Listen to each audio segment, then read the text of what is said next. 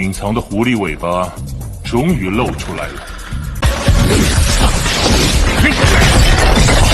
阿信，你不该小看我。天手浮屠。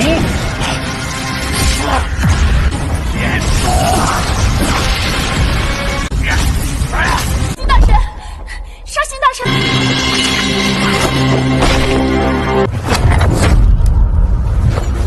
将，我必须将你关押。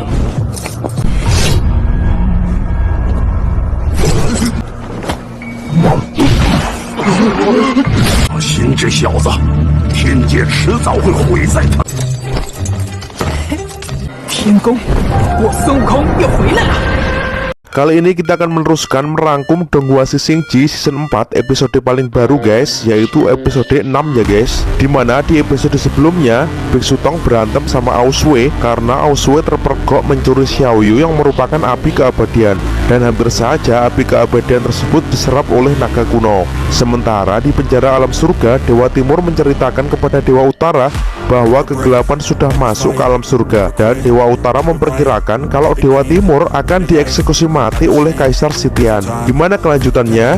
Oke, nggak usah berlama-lama lagi, langsung saja kita ke alur ceritanya.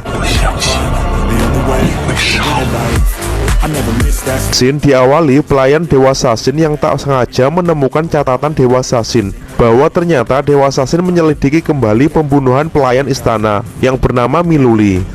Dan ternyata pelayan tersebut bersekongkol dengan Kaisar Langit dan ia pun segera melaporkannya.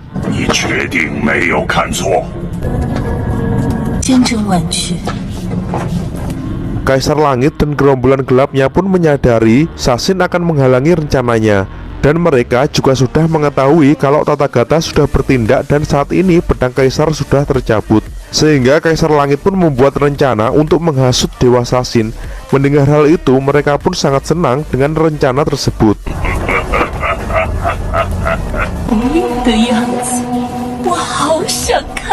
Keesokan harinya, terlihat anggota kegelapan sedang menangkap seorang pelayan istana.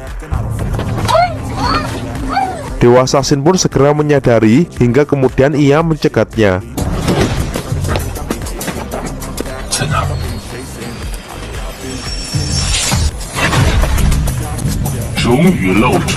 Sehingga pertarungan pun tak terelakkan lagi, tetapi kemampuan Dewa Sasin yang sangat tinggi dengan mudah bisa membekuk oknum kegelapan tersebut.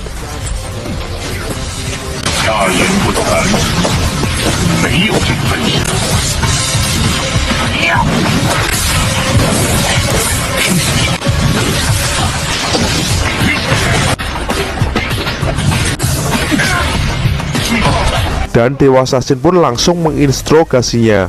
Akan tetapi oknum kegelapan tersebut bangkit dan tidak menyerah dan menyerang Dewa Sasin dengan kekuatan penuh. Sehingga Dewa Sasin pun terpaksa menggunakan jurus Buddha Tangan 1000.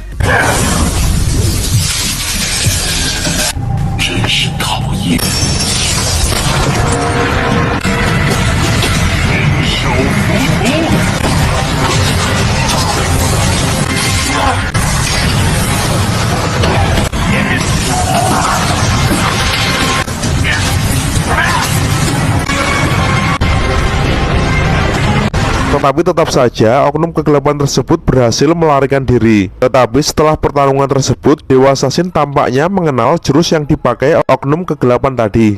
Dan ketika ketemu pelayan-pelayan istana, Dewa Sasin yang punya wajah tampan tersebut langsung disorak-soraki oleh para pelayan istana yang ternyata banyak yang fans sama Dewa Sasin guys. Tetapi Dewa Sasin tidak memperdulikannya dan ia langsung pergi mengejar oknum kegelapan tadi. Dewa Sasin pun kemudian berhenti di tempat kaburnya oknum kegelapan tadi. Dan ternyata itu adalah kediaman sang jenderal mata tiga, yaitu Dewa Sanyan. Sehingga ia pun langsung masuk ke dalam rumah tersebut. Akan tetapi di dalam jenderal mata tiga tersebut tidak ada. Akan tetapi Sasin malah menemukan mayat seorang pelayan.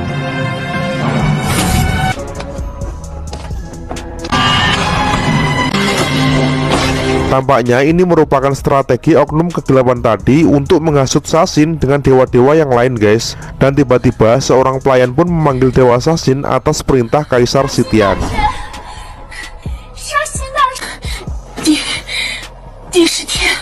Di tempat Kaisar Sitian kemudian mulai menghasut Sasin. Ia pun mengatakan maksud ia memanggil Dewa Sasin. Kaisar Sitian menceritakan bahwa di alam surga sudah ada jiwa-jiwa kegelapan yang sudah masuk cukup dalam dan akrab dengan lingkungan alam surga. Kaisar Sitian bercerita seolah selama ini ia membiarkan jiwa kegelapan dan diam-diam menyelidikinya selama bertahun-tahun agar tidak menakuti musuh, sehingga ia nanti dapat membedakan mana teman dan mana musuh. Karena sangat sulit sekali sekarang ini membedakan antara teman dan musuh.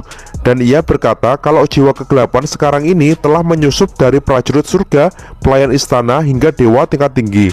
Dan Kaisar Sitian pun menghasut Sasin bahwa Jenderal Mata Tiga pun sudah jatuh dalam kegelapan. Dan ia berbohong kalau Sasinlah yang satu-satunya yang ia percaya saat ini. 也为天界屡建功绩的三爷，令我失望至极的是，三眼神将。 Dan demi kelangsungan alam surga, Kaisar Sitian pun menginstruksikan Sasin agar segera bertindak. Dan di tengah malam, Kaisar Sitian pun diam-diam berkumpul dengan geng kegelapannya.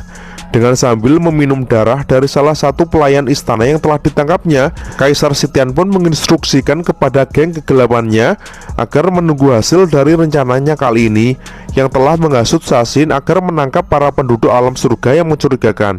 Bahkan mereka berharap Dewa Mata Tiga bisa terbunuh oleh tangan Sasin, karena Dewa Mata Tiga merupakan salah seseorang yang mungkin dapat menghalangi rencana mereka.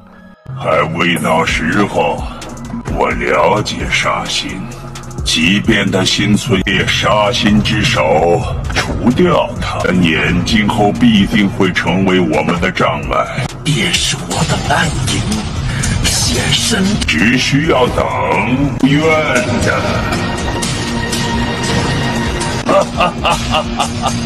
Sin kemudian beralih memperlihatkan Sasin yang menggerebek kediaman Dewa Sanyang.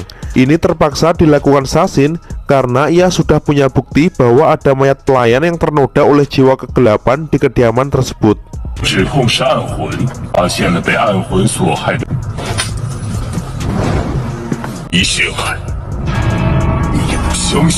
Dewa Sanyang pun tidak terima karena memang ia tidak bersalah dan ia tidak melakukan hal tersebut. Dan ia pun menghunuskan tombaknya kepada Dewa Sasin, sehingga mereka berdua pun hampir bertarung, guys.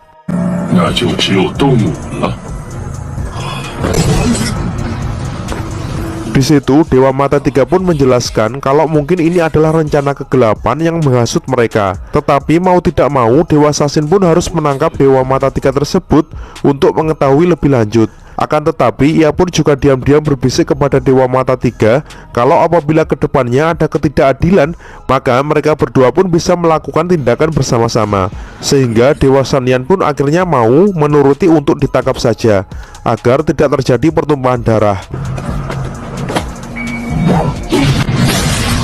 Dan ketika hendak memborgol, para prajurit pun ketakutan dan gemetaran kalau Dewa Mata Tiga tersebut ngamuk dan menghajar mereka. Akan tetapi beruntung Jenderal Sanyan pun akhirnya nurut saja, guys. Sehingga para prajurit pun merasa lega dan Dewa Sasin pun melanjutkan perburuannya. Dan yang jadi sasaran berikutnya adalah salah satu jinggang yang bernama Jiangdu. Dia pun tidak terima untuk ditangkap. Akan tetapi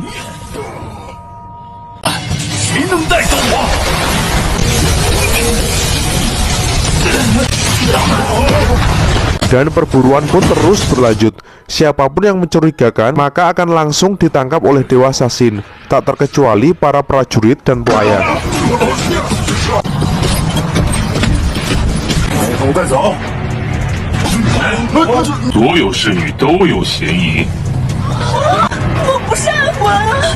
Bahkan semua pelayan di Istana Barat pun dijadikan tersangka oleh Dewa Sasin, sehingga hal itu membuat Raja Istana Barat marah. Tetapi Dewa Sasin menjelaskan kalau semua ini ia lakukan untuk keberlangsungan alam surga, walaupun berlebihan, karena memang hanya ini yang bisa ia lakukan sementara, mengingat saat ini sangat sulit membedakan antara kebenaran dan kegelapan. Ditambah lagi saat ini Sasin masih terpengaruh oleh hasutan Kaisar Langit.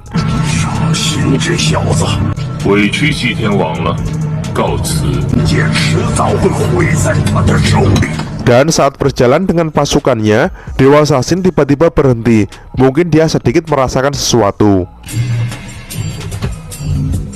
杀心大师，有状况吧？